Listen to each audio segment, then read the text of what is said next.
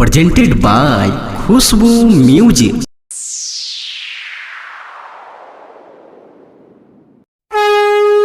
प्रेम से बोलिए सच्चे दरबार के।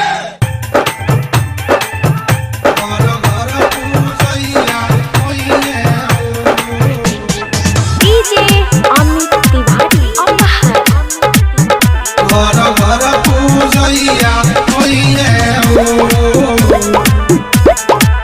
प्रेम से बोलिए सच्चे दरबार के।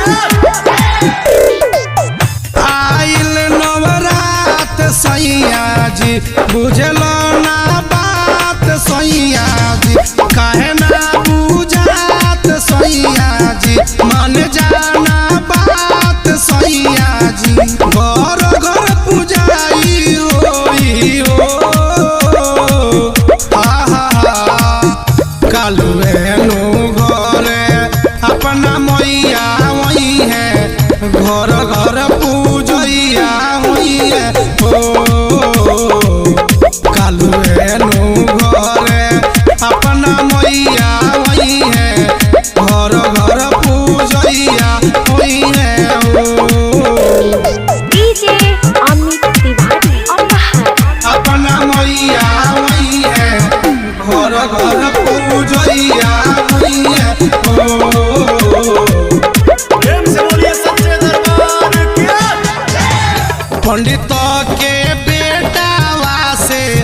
पर्ची बनवाओ राजा जल्दी बाजार से सा मान लिया वो राजा मान लिया वो राजा कोरा के घरवा से कलसा तू जल्दी लिया दो राजा जी कलसा में गंगा जी के पनिया तू जल्दी बना दो राजा जी आम के पतैया लइया कालुए नु घरे अपना मैया वही है घर घर पूजैया होई है हो कालुए नु घरे अपना मैया वही है घर घर पूजैया होई है हो डीजे अमित तिवारी अपहर।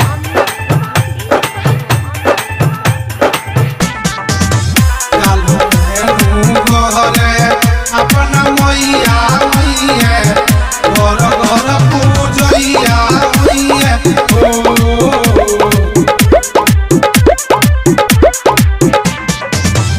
नारियल लिया संगे चुनरी लिया सैया फुलवा के माला संगे दिया लिया सैया दिया लिया सैया रोलिया मोली सब सामान के तू भूल मत जइयो राजा जी याद क के गिवा औरी जौआ के भूल मत जइयो राजा जी सती सोनी राला सुनो कालुए नु घरे अपना मैया वही है घर घर पूजैया होई है हो